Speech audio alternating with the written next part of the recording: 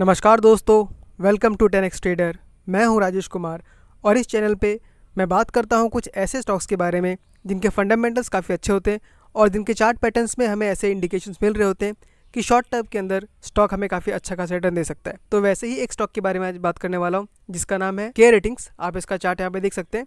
लेकिन के रेटिंग के साथ साथ मैं इस सेक्टर के बारे में थोड़ा बात करने वाला हूँ जिस सेक्टर में कंपनी काम करती है।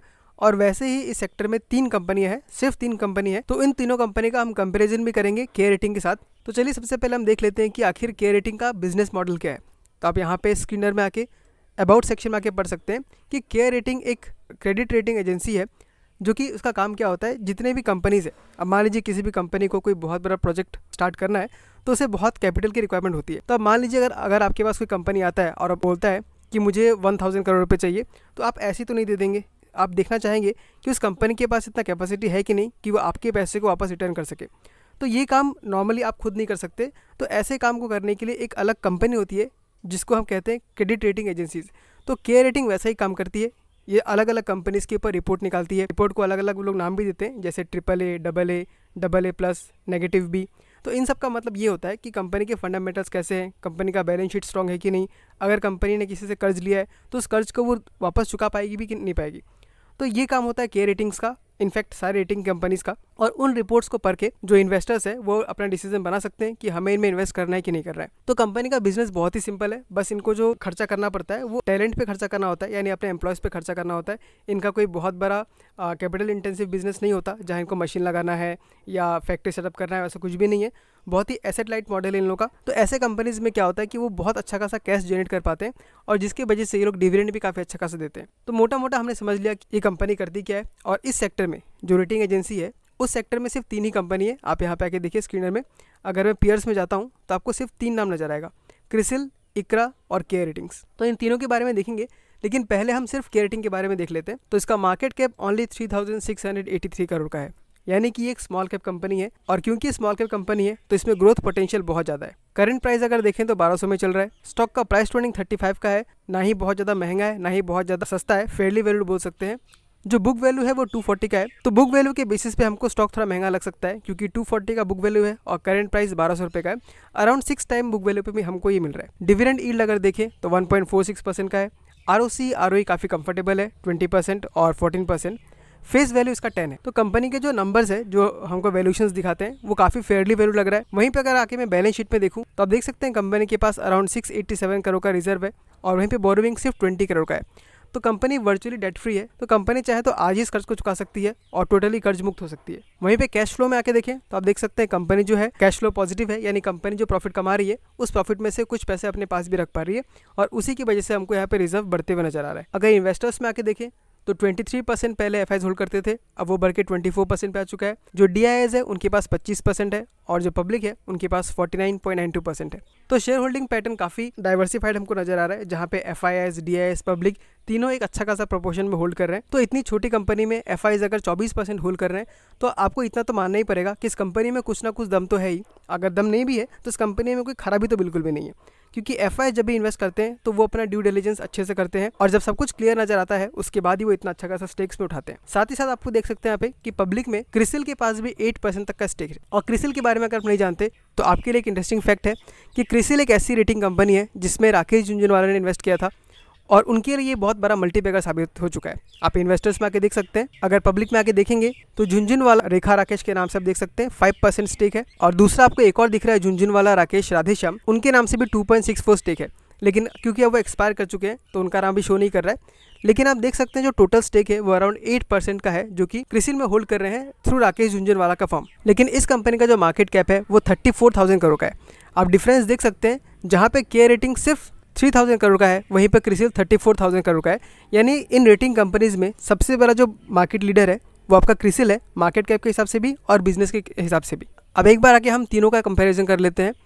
आप देख सकते हैं जो अगर मार्केट कैप देखें तो क्रिसिल का सबसे बड़ा है 34,000, इक्रा का अगर देखें तो 7,000 और के रेटिंग्स का अगर देखें तो 3,600। यानी इन तीनों कंपनी में से जो सबसे छोटी कंपनी है वो है के रेटिंग्स। और प्राइस टू अर्निंग अगर देखें तो उसमें भी हमको सबसे सस्ते वैल्यूएशन पे मिल रहा है। डिविडेंड यील्ड अगर कंपेयर करें तो तीनों का लगभग बराबर है, 1.15%। इनफैक्ट के रेटिंग्स का थोड़ा सा ज़्यादा ही है डिविडेंड यील्ड। वहीं पर अगर ROC ROE देखें तो क्रिसिल का सबसे बढ़िया है 41% और 32%, लेकिन इकरा और के रेटिंग्स का दोनों का कंपेरेबल है, बराबर ही है। वहीं पे रिजर्व्स में अगर देखें तो क्रिसिल के पास रिजर्व 2000 करोड़ का है और डेट ओनली 44 करोड़ का है। इकरा का देखें तो 966 करोड़ का रिजर्व है और 12 करोड़ का डेट है। के रेटिंग्स का अगर देखें तो 687 करोड़ का रिजर्व है और 19 करोड़ का डेट है। तो तीनों कंपनी को कंपेयर करें तो तीनों बराबर ही हमको नजर आ रहे हैं, कोई बहुत ज़्यादा डिफरेंस नहीं है, लेकिन के रेटिंग हमको थोड़ा सस्ते वैल्यूएशन पे मिल रहा है। अब उसके बाद हम आके एक बार चार्ट में देख लेते हैं, क्योंकि टेक्निकल चार्ट्स बहुत अच्छा खासा इंडिकेशन दे सकते हैं कि स्टॉक अप मूव करने वाला है, यहाँ से और नीचे जा सकता है। तो वैल्यूएशन कंफर्ट तो हमें मिल ही रहा है, लेकिन साथ ही साथ आप के रेटिंग में देख सकते हैं आपको बॉटम फॉर्मेशन होने का इंडिकेशन मिल रहा है। आप यहाँ पे देखिए, ये आपका हमको एक बॉटम फॉर्म होते हुए नजर आया और इस बॉटम को फॉर्म होने में 2018 से 2024 लग गया, यानी 6 साल लगा है इस बॉटम को फॉर्म होने में। और एक बात हमेशा याद रखिएगा, जितना लंबा टाइम बॉटम फॉर्म होने में लगता है उतना ही वो बॉटम स्ट्रांग नजर आता है, यानी वो बॉटम का जब रिवर्सल होगा तो स्टॉक बहुत ज़्यादा ऊपर जाएगा। आप देख सकते हैं राउंडिंग बॉटम फॉर्म होने के बाद यहाँ पे आपको छोटा सा एक हैंडल भी फॉर्म होते हुए नजर आया। तो इस पैटर्न को हम बोलते हैं कप एंड हैंडल पैटर्न। अगर इस हैंडल को इग्नोर करेंगे तो इसको हम बोलेंगे राउंडिंग पैटर्न। जनरली होता क्या है, जो लोग यहाँ पे फंसे हुए थे उनको जब पहली बार यहाँ मौका मिलता है तो वहाँ पे एग्जिट कर लेते हैं, इसकी वजह से स्टॉक थोड़ा नीचे आता है। लेकिन जो फिर से इन्वेस्टर जो बैठे हुए थे जिनको इस जगह पे खरीदने का मौका नहीं मिला, वो वापस से इस जगह पे खरीदते हैं और स्टॉक फिर से ऊपर चला जाता है।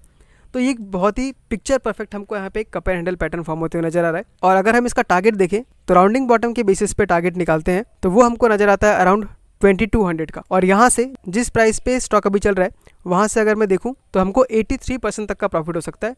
तो एक बहुत ही अच्छा खासा हमको अपॉर्चुनिटी यहाँ पे नजर आ रहा है। वहीं पे अगर हम स्टॉप लॉस को देखना चाहे तो स्टॉप लॉस हमको अराउंड 12% का लगाना पड़ेगा, या आप अपने रिस्क कैपेसिटी को देख के 10% भी लगा सकते हैं। तो आपको 10% तक का यहाँ पे स्टॉप लॉस लगाना है और 83% तक का प्रॉफिट मिल रहा है, जो कि बहुत ही अच्छा रिस्क रिवार्ड रेशियो है। ट्रेंड रिवर्सल का हमको यहाँ पे एक और इंडिकेशन मिल रहा है। आप यहाँ पे आके देखिए, ये जो क्रॉसओवर आपको दिख रहा है, जो प्लस का साइन है, ये आपको दिखाता है गोल्डन क्रॉसओवर। ये जो ग्रीन लाइन है ये 200 डेज का मूविंग एवरेज है और जो ब्लैक लाइन है ये 50 डेज का मूविंग एवरेज है। तो ये ब्लैक वाला लाइन जब वो नीचे से कट करता है 200 डेज के मूविंग एवरेज को, तो उसको हम गोल्डन क्रॉसओवर कहते हैं और ये एक इंडिकेशन होता है कि स्टॉक बहुत ही अच्छा खासा अप मूव दे सकता है। तो आप देख सकते हैं यहाँ पे क्रॉसओवर देने के बाद स्टॉक ने ऑलरेडी हमको अराउंड 58% तक रिटर्न दे दिया है और उसके बाद स्टॉक ने हमारा रिट्रेसमेंट भी कर लिया है। तो इस स्टॉक को नजरअंदाज मत कीजिएगा। अब देख लेते हैं, स्टॉक 2200 तक तो जाएगा, लेकिन कोई भी स्टॉक एक ही बार में कंटिन्यू जाते नहीं रहता है, वो एक पैटर्न को फॉलो करता है। वो इस तरीके का जिगजैग मोशन फॉलो करता है और बीच बीच में जो रेजिस्टेंस है उनको भी वो बहुत ज़्यादा रेस्पेक्ट करता है। तो जो सबसे नेक्स्ट हमको रेजिस्टेंस दिख रहा है वो हमको दिख रहा है 1700 का, जो कि इसका प्रीवियस हाई भी था। आप देख सकते हैं यहाँ पे एक बार हाई लगाया, यहाँ पे एक बार हाई लगाया था। तो सबसे पहला टारगेट जो हमको पकड़ना है वो हमको पकड़ना है 1700 का और फिर भी हमको 41% तक का रिटर्न मिल रहा है। तो यहाँ पे हम थोड़ा बहुत प्रॉफिट बुक कर सकते हैं। उसके बाद हमको वेट करना है अपने नेक्स्ट टारगेट के लिए, जो कि 2200 का होगा। तो ये था के रेटिंग का एनालिसिस। तो आप भी के रेटिंग में जाके अपना खुद का रिसर्च कीजिए। अगर आपको कंफर्ट आता है तो ही आपको इसमें इन्वेस्ट करना है, क्योंकि मैं यहाँ पे कोई रिकमेंडेशन नहीं दे रहा हूँ। मैं यहाँ पे सिर्फ एजुकेशन पर्पस के लिए डिस्कस कर रहा हूँ, क्योंकि मैं सेबी रजिस्टर्ड नहीं हूँ। आई होप आपको ये वीडियो अच्छा लगा होगा। अगर आपको ये वीडियो अच्छा लगा तो इसको लाइक कर दीजिए, कमेंट कीजिए और हो सके तो चैनल को सब्सक्राइब भी कर दीजिएगा, क्योंकि उससे मुझे बहुत मोटिवेशन मिलता है और मैं ऐसे वीडियोज़ कंटिन्यूसली बनाते रह पाता हूँ।